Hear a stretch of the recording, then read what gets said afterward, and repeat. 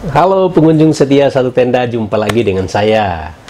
Terima kasih untuk kalian yang sudah sering berkomentar, juga follow media sosial Satu Tenda, baik di Instagram, Twitter, fanpage, dan juga ya semoga terus berkembang dan juga bisa memberikan sesuatu yang baik buat kawan-kawan sekalian. Perjalanan Satu Tenda belum dimulai, masih ada persiapan-persiapan lagi, tapi kemungkinan sebentar lagi akan mulai, ya bocoran dikitnya mungkin sebulan lagi.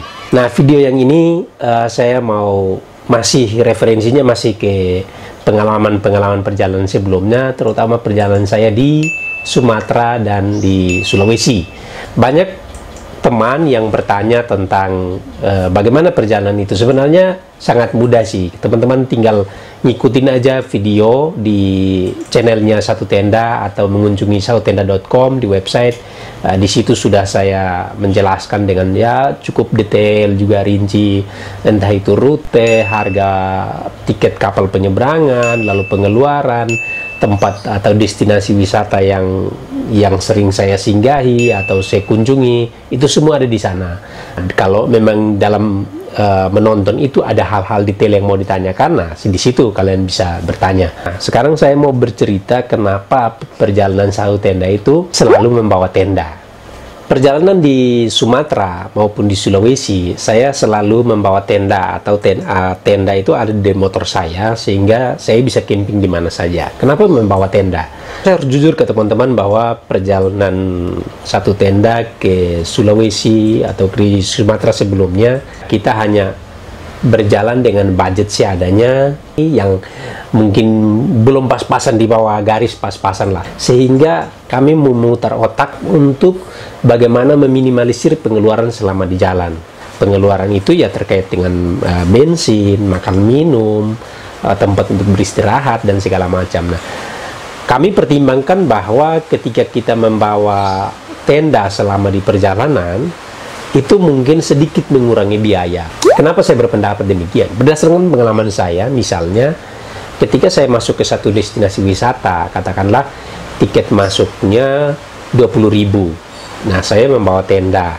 Saya bisa camping sendiri di situ, istilahnya tempat tidur sendiri, daripada saya pergi ke hotel atau nyewa penginapan yang ya nggak mungkin lah dapat 50.000 aja udah susah. Paling mentok ya 75.000, 85.000 itu pun standar banget. Atau kalau enggak ya di pom bensin. Dari tenda yang saya bawa ada, boleh dibilang 3 bagian penting dari tenda itu. Yang pertama itu soal frame tenda.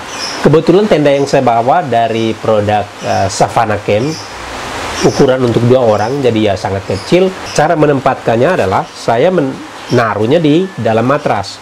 Jadi ini kan kalau kita mengukurnya kan, frame ini dia lebih pendek dari matras. Ketika ini dilipat, digulung, jadi matras ini kalau kita buka lalu gulung dengan kecil, ini dimasukkan di dalam, lebih aman.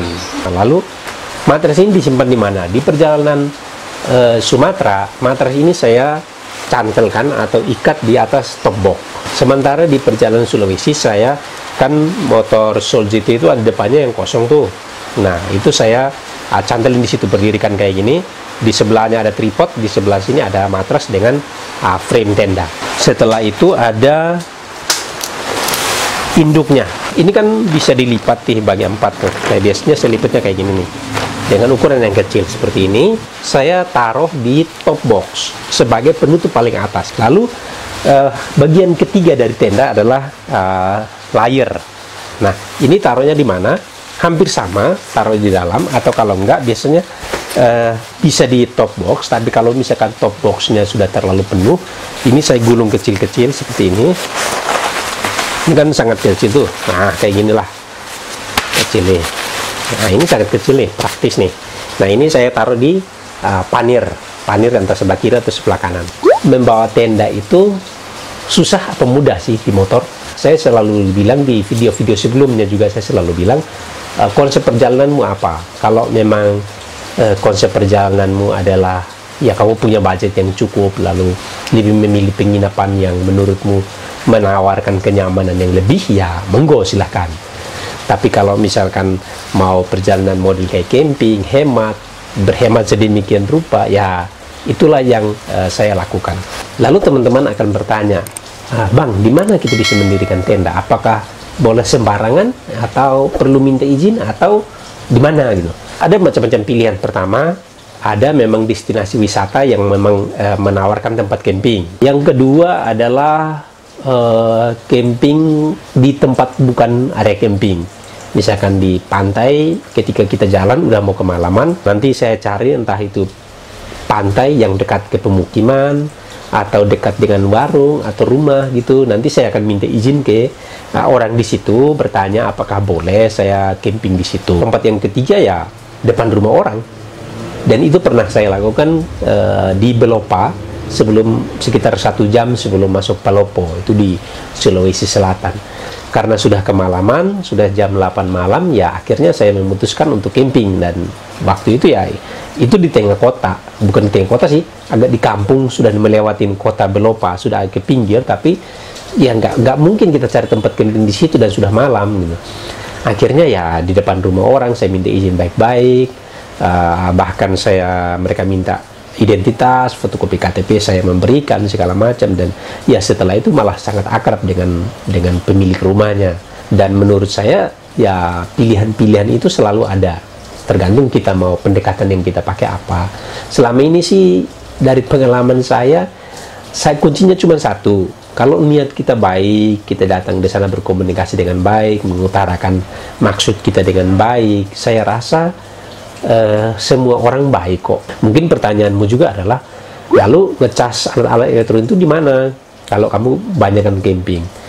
Macam-macam pilihan. Pertama, saat di warung istirahat. Yang kedua, kayak tadi saya lakukan ketika camping depan rumah, minta izin baik-baik, bilang ke orangnya kalau saya membutuhkan untuk ngecas barang-barang elektronik karena saya dalam perjalanan, lalu kita bisa dikasih kesempatan untuk cas.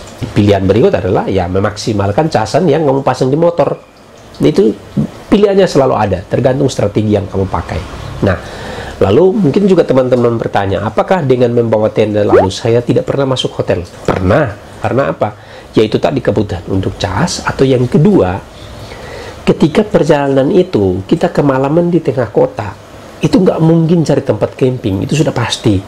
Saya secara pribadi tanpa mengurangi rasa hormat untuk warga kota, tetapi dalam perjalanan saya selalu yakin bahwa kalau meminta izin untuk camping di halaman rumah orang di pedesaan, itu jauh lebih mudah daripada lu minta camping di depan rumah orang di perkotaan. Jadi selain bahwa mungkin halaman juga terbatas, ya agak aneh juga sih di tengah kota tiba-tiba depan rumah ada orang mendirikan tenda, itu aneh.